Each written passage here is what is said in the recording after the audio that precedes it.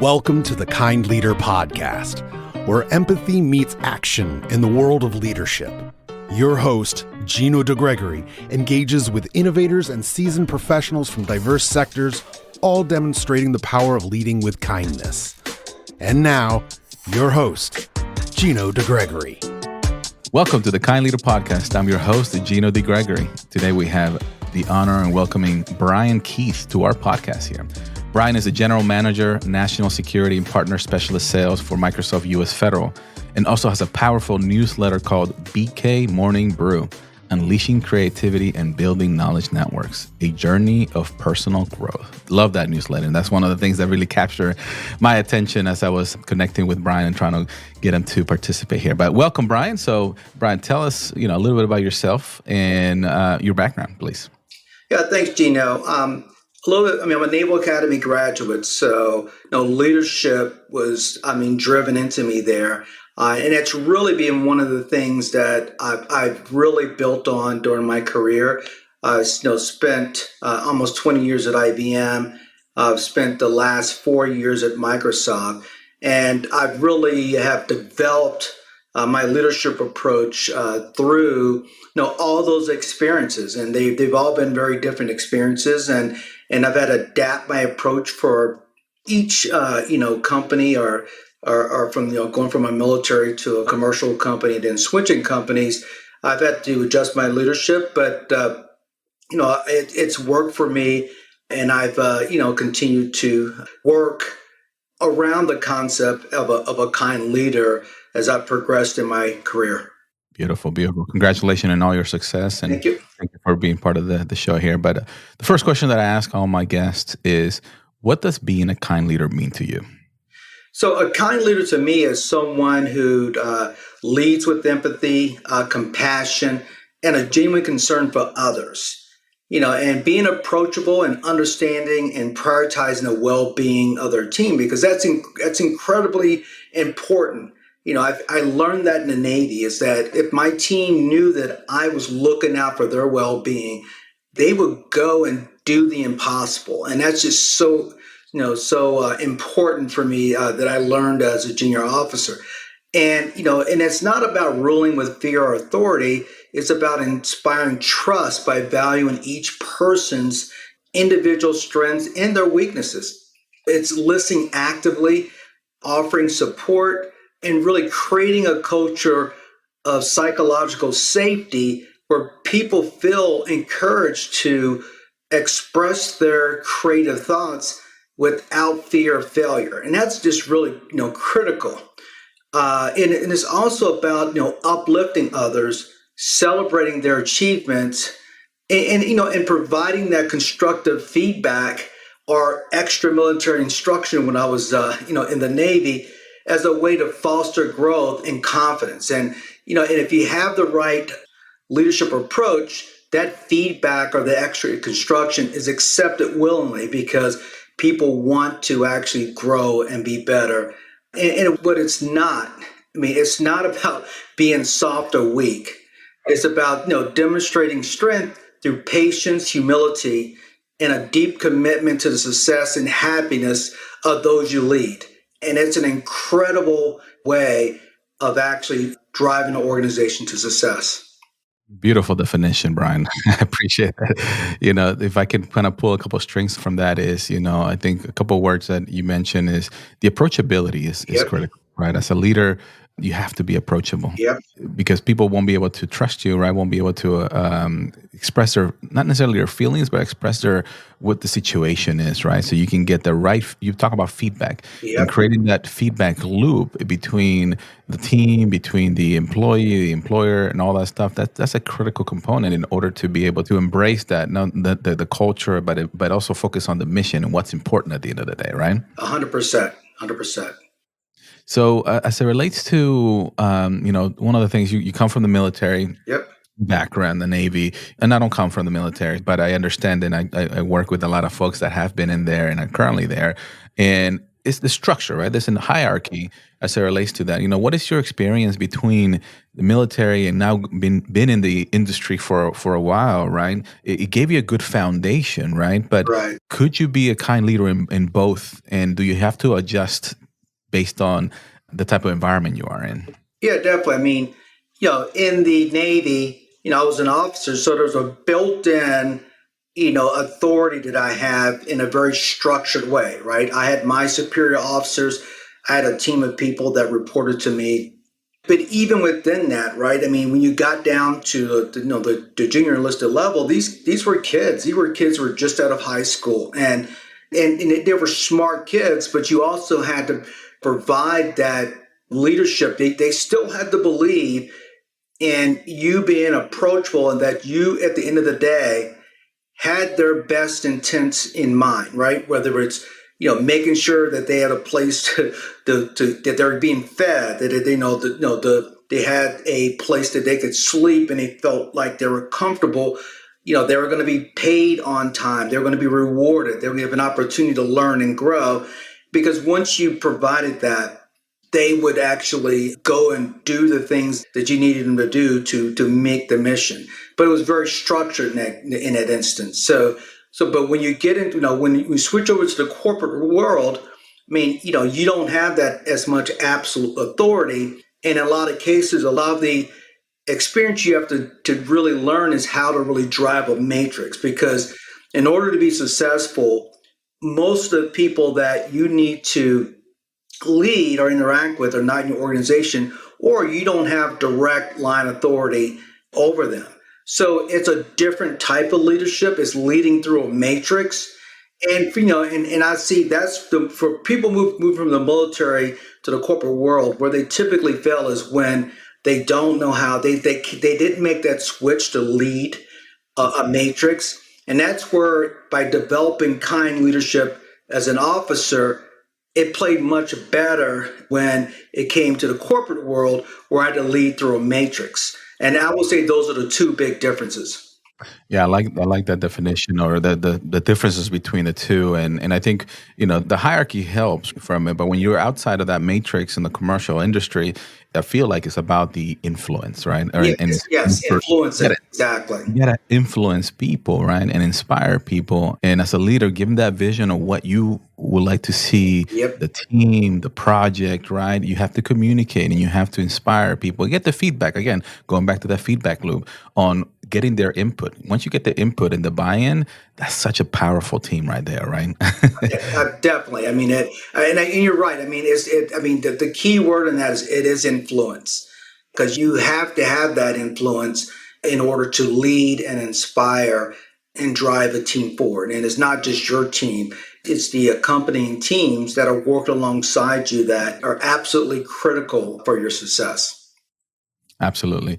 The other thing is a mindset, right? One of the things I wanted to ask was about the growth and scarcity mindset, especially in those two worlds, but even outside of those two worlds, just in general, like having a growth mindset, or a mindset that looks at challenges, that looks at things that are more from a positive or optimistic perspective, right? That you're there to learn. What do you think that does to the way you lead, as well as people looking at you as a leader? Yeah, I mean, the whole concept of a growth mindset is it's one of the things that Satya Nadella, the Microsoft CEO, brought to Microsoft as he came in as a leader, and we get measured on that, and it really is important, because to me, a growth mindset is really rooted in abundance, believing that skills, intelligence, talent can be developed over time. And if you believe in that, that encourages people to learn to embrace challenges and start seeing failures not as opportunities for growth, not as failure. And when you drive a growth mindset culture into an organization, people become more open to new experiences. They adapt better to change. They see potential in themselves and others. And I think more importantly, they believe that there's enough success and opportunity to go around, fostering collaboration and innovation. And that last part is really important, because it forces people to look at their mission in a different way. Or a person with a scarcity mindset is driven really by belief that the resources, opportunities, success are limited, right? That the world is a zero-sum game. And that mindset leads to fear, competition, and a reluctance to share knowledge or resources, and is driven by anxiety and just having that feeling of missing out. And usually how I explain to people is like, if you have a pie, someone with a scarcity mindset, if they have to take half that pie and give it to another organization, I mean, they fall apart. Yeah. But a person with a growth mindset says, hey, this pie is fantastic. Let's go bake 50 more of these in different flavors and let's go grow the business. And then this half, you're getting half of 50, not just half of this one. And, that's the difference between someone with a growth mindset and a scarcity mindset. And it seems so simple when you say it, but in reality, it's so many people with a scarcity mindset, and they just want that pie, and they want as much of that pie as they can get. And, and you're just not going to grow as a person or organization if you have people who think like that. Yeah.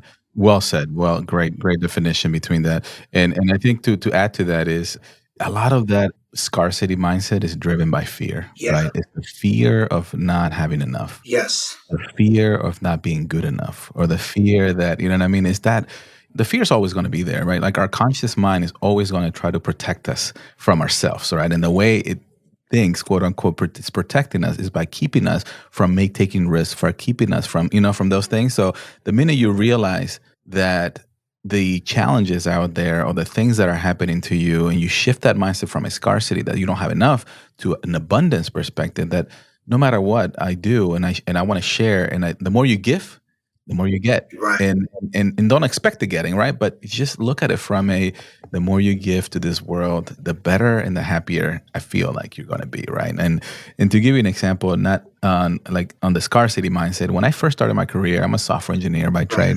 Right. My first coding job here, and I worked for a small, medium-sized government contracting, and I was a developer.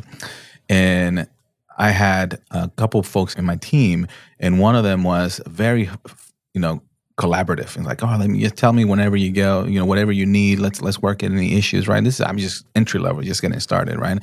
And on the other side, I had another gentleman who older experience, and you could feel the energy. He's like, don't talk to me. Right. And it was interesting because I was really just trying to build a friendship or relationship, right? Because we're going to be working together 8 hours a day. And you felt that wall of like, no, you got to figure it out yourself. Let's not work together. But I was finally able to get through after a few months. I was just giving. I'm like, oh, how about this? Everything that I found was thrown his way. You know what I mean? Yep. And that's how, you get, I was trying to share this with the group here, that, that's how you could also make a change and make an impact, right? Just because somebody comes to you with a wall or not, if you're going to be working with them, why not get what I tell my kids all the time, you want to have a friend, be a friend. Yep. And that's a great story and a great example of using, because using growth mindset to actually surround scarcity mindset. And then over time, that scarcity mindset will start to shrink, because you could have just had a scarcity mindset approach to that and just said, well, if he's not going to share with me, I'm not going to share with him. And that's not helpful. And that's a great story and a great example of the power of a growth mindset, that ultimately, if you can get a critical mass of your team with that mindset, it will surround the scarcity mindsets and it will start to shrink them over time. Absolutely. And it is just really helping people understand and see, because, your experiences and your beliefs, it's who you are as a person, how I view this world and how you view this world and they're all different, right? And that's the beautiful thing too, right? As we continue to put this word out there about creating this leadership through empathy and kindness, right? And people are doing it. You're doing it. Other people are doing it. And it's like, there's no need to be mean about it or selfish or have that scarcity mindset, because, it's not going to get you far. But continue to talking about mindset, and I read your newsletters, so I appreciate them. Yeah. There are a couple of articles that you've written. I have two, actually, and one of them is the Mamba mentality, Yes. actually. Yep. And as we're talking about growth mindset and driven, right? And we know Kobe was very driven. Like, can you expand a little bit on that? Because sometimes people may see, well, this guy was so hardcore, like, but when he was outside of the court, you can see that he really cared about people, right? And he Yeah. really cared about his team and all that stuff. So can you expand a little bit on your article and how this relates to this? Yeah, I mean, the Mamba mindset, and you've heard that a lot with Kobe because of his, his tenacity. I mean, he worked on his craft, and it wasn't just basketball. He also had a Mamba Academy where he really brought in the AAU and talented individuals in order to help those individuals get better at the craft of basketball. And outside of that, if you watch how he breaks down film, when he retired, it's just amazing. This guy really worked on his craft, and whether it's basketball, whether it was film, whether it was working with kids in the community, and I like the fact that he focused on the kids, when they were young, to build that, help them build that mentality, because not all those kids are going to make a living in sports, but that mindset, that Mamba mindset, that working on your craft and trying to be the best you can be at what you're best at. And I think that's the key to it, is that working on your greater strengths, because that's what's going to drive you to success. And that's what I loved. And he didn't expand, then you expand from there, right? You work from your center of competencies, then you expand from there. Right. And that's important. Like you as a developer, right? You work on your developing skills and you expand your career based on that. And so I think that's really critical about that. And I love how Kobe worked with kids to drive that into their mindset, because ultimately basketball is going to be over. And after that, you're going to need something that's going to continue to drive you to build on your schooling, build on your career, and keep moving forward. And I think he's just an incredible story other than just basketball. I think his mindset is probably the most critical thing he left with us. Yeah, absolutely. And that's why I wanted to kind of make that connection as we're talking about growth and scarcity mindset, the mindset of not just, as a leader, right? But also the mindset of work on your craft, right? The more you work on yourself, the better you become as a person. You become the better version of yourself, the stronger you're going to be. Things are going to continue to expand, and you're going to attract the right people into your life. Yes. That are going to help you with your path, right? And again, it's that positive growth mindset that's going to continue to result. You don't have to. I love what you're saying when you're defining a kind leader. It's not somebody who's just going to get too nice and going to get pushed over type of thing, right? It's really somebody who, a kind leader is a strong person that is leading with empathy and has the right mindset and focusing on themselves. You got to start with yourself. Yes. Right? And a lot of people forget that, right? They're like, oh, let me help everybody. You have to take care of yourself. Yeah. At the end of the day. So you do. I mean, it really is. I mean, a leader has to take care of themselves, because when you take care of yourself and you work on your craft, right, you become a talent magnet. People want to come talk to you. People want to join your organization. People want to collaborate with you because they see that you're working on your craft and also you're sharing. Right, and it's like it's those two things that people wouldn't know about it unless you were sharing, and people are sharing stories about you, and that's just critical. Those two work they're very complementary, and it's important concepts around being a kind leader. Absolutely, thank you. The other article we'd love for you to expand on and give our audience here a background is the Triad of leadership. You have learning, leverage, and consistency. Yes. I've developed that over all my years of really working, and it really, I call it the LLC leadership model. And it's a way for me to remember is that learning, leverage, and consistency are just crucial attribute for leaders for several reasons. For learning, right? Like we said, leaders who are committed to learning continually adapt to changing environments. They stay informed about new trends and technology, and inspire their teams by setting an example of growth and improvement. That's why that's the first thing, is that as a leader, you have to continue to grow as a leader. All right, because your organization is only going to grow as much as you grow as a leader. I mean, you are the limiting factor. And that's important because when people see that you're growing, you become a person that people want to be around and want to go work for. And by being a person who's obviously working and growing themselves, this fosters a culture of innovation and adaptability within the organization. So if you're learning, so now you start attracting talent. Now, when that talent shows up, you have to leverage that talent because effective leaders leverage their resources, skills, and networks to maximize outcomes. I mean, this includes delegation, right? If you attract this talent, you got to delegate to your talent to help them grow, help them feel like that, hey, they're also learning. And it allows you to utilize the team strengths and help you to make more informed decisions because you're delegating, they're learning, and it helps the whole team achieve their goals more efficiently. And it also helps you to tackle more complex challenges and to seize opportunities when they come. Because when you build a strong leadership team, right, you have that extra capacity to expand when the business gets tough. And when the business is going well, it allows you to expand and grab those new opportunities. So leveraging that talent you're attracting as a leader is critical because that talent, you're going to grow them and they're going to become great leaders and you hope to see them, take off. Then you have consistency, right? Actions, values, communication really builds trust and reliability within a team.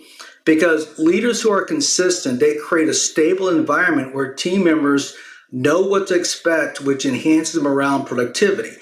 And consistency also reinforces the leader's credibility and helps them in maintaining a clear direction towards achieving long-term objectives. And when you have a consistent rhythm of business and people know your leadership style, they know what to expect for you.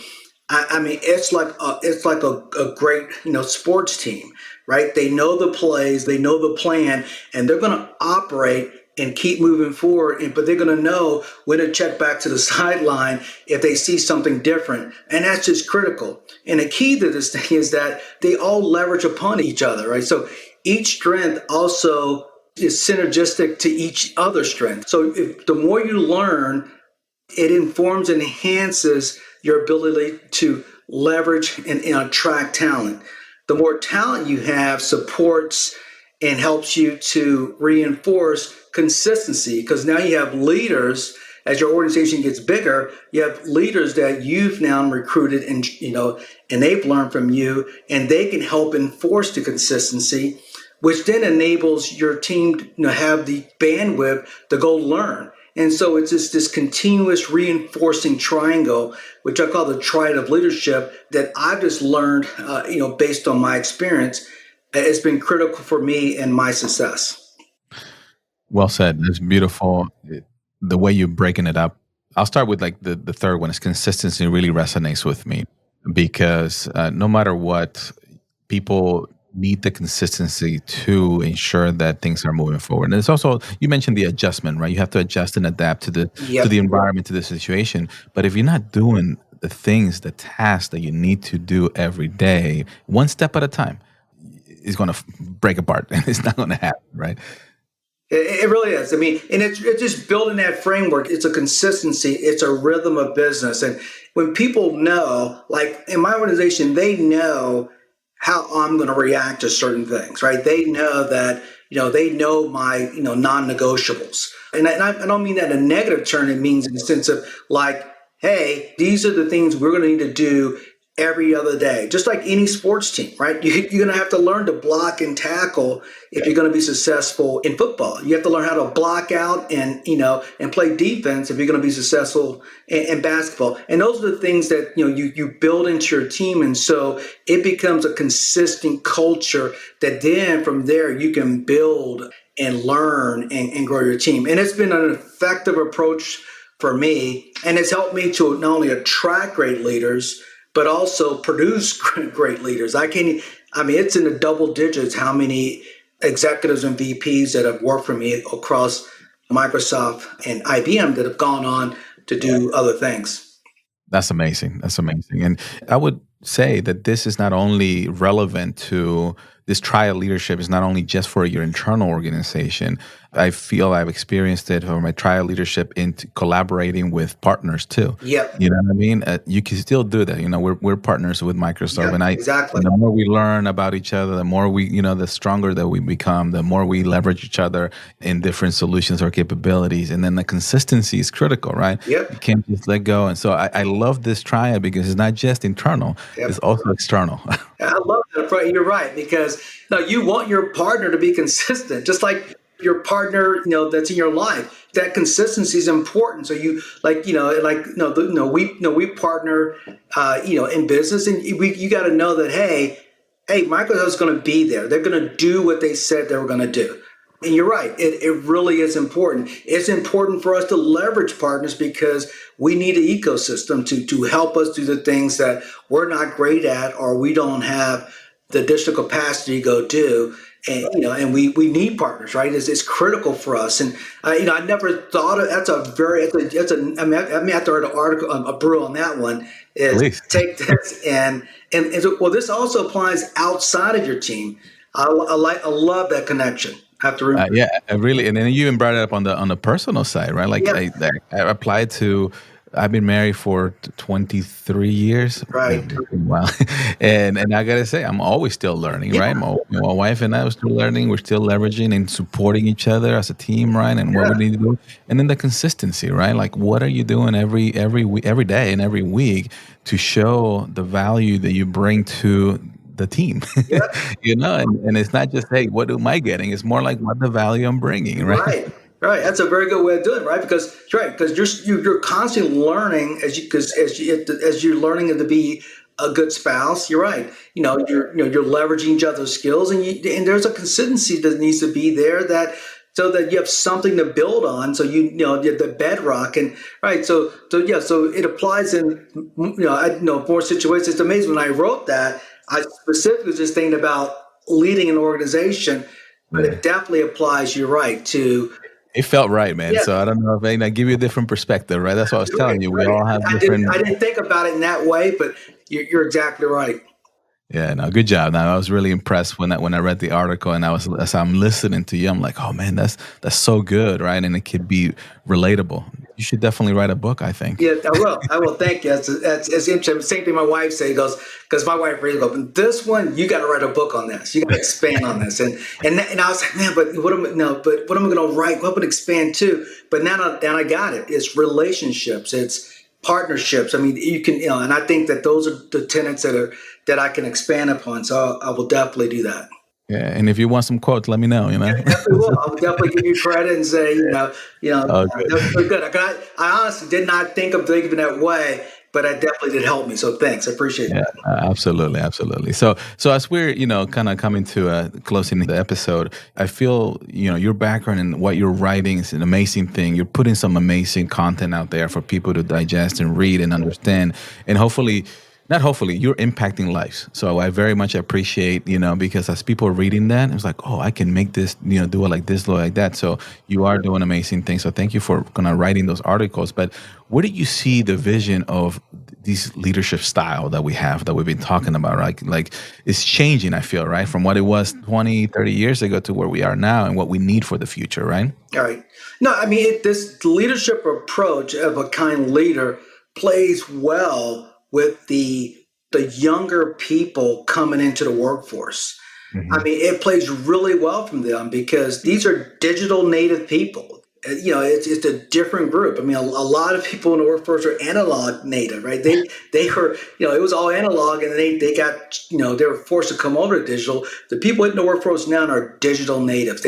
Their whole world is digital. So you have to develop a kind leadership approach to make sure that you are connecting to these new members coming into the workforce, to make sure that they feel connected to the organization, that they feel like that they can grow and learn within in that organization, and that you have their best interest so they can focus on and leverage their skills to do the things that you hired them to do. And I think is absolutely critical. I think for the organizations that don't adopt a kind leadership approach are not going to be able to resonate and keep the type of talent that's coming into the workforce right now. And so I think it's critical. Very different than when I came into the workforce. Absolutely. No, thank you. It is critical. And even more so as we continue to dive into artificial intelligence and relying more on data and that kind of stuff, the digital side is going to drive a lot of our decisions now, which they are now, but even more so. But the human touch, the human relating to who we are as a human beings and what's our purpose in this life is always going to be critical. So I appreciate the vision there. All right. So if you could have coffee with anyone alive or from the past, who would it be and why?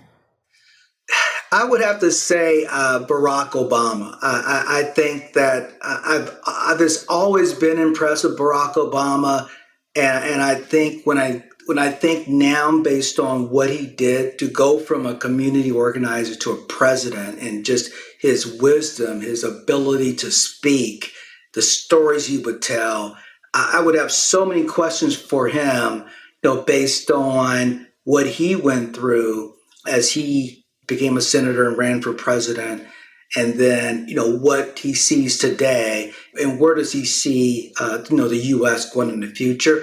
Would love to get his insights on that. I would think that would be fascinating.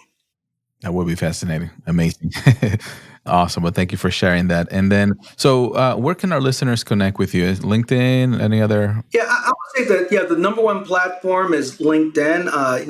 I'm Brian L. Keith on LinkedIn. And, I would really appreciate subscribing to my newsletter. That would be very helpful for me, as I really appreciate the support there, and I get so much great feedback that really encourages me to keep writing, and as I'm writing, I'm getting better and finding my voice, and I really love it. So LinkedIn is the best place to connect and subscribe to the newsletter. Yeah, it's the consistency, Brian, right? Yes, the consistency, right. I'm on that. Yeah, that's my platform, right? It's I love that platform. I think it's a great place to not only publish newsletters, but also connect and hearing what's going on in the community from other people as well. Absolutely. And we'll put a link to your newsletter as well. Appreciate people can connect to that. So any final thoughts as we close out here? First, I just want to say thank you for inviting me, onto your the Kind Leader podcast. This was a fantastic conversation, and I would say, around, my LLC is that as a leader, embrace the joy of learning, harness the power of leverage, and be that rock of consistency, for your team, because the leadership journey, it's going to be much more effective and fulfilling for you as a leader if you're helping other people become leaders and helping them reach their goals. And that's really what people want, right? They want to join an organization, be with a leader that's going to not only continue to learn and work on themselves, but also help them as an individual grow and reach their goals. And if you do that, you will build a dynamic team. You will produce some great leaders that will go on and lead great organizations, and you will spread the concept of the kind leader across. So that's fantastic. Beautiful. Well said, Brian. Thank you very much. So thank you again for joining us or being part of this experience here with our podcast. And I want to thank our audience as well for listening. And if you have any feedback as well, I'm trying to get better as well. So if you guys like to see anything, please shoot me an email and let me know if there's anything else. So with that, be kind, bring value, rise together. Have an amazing day, everybody.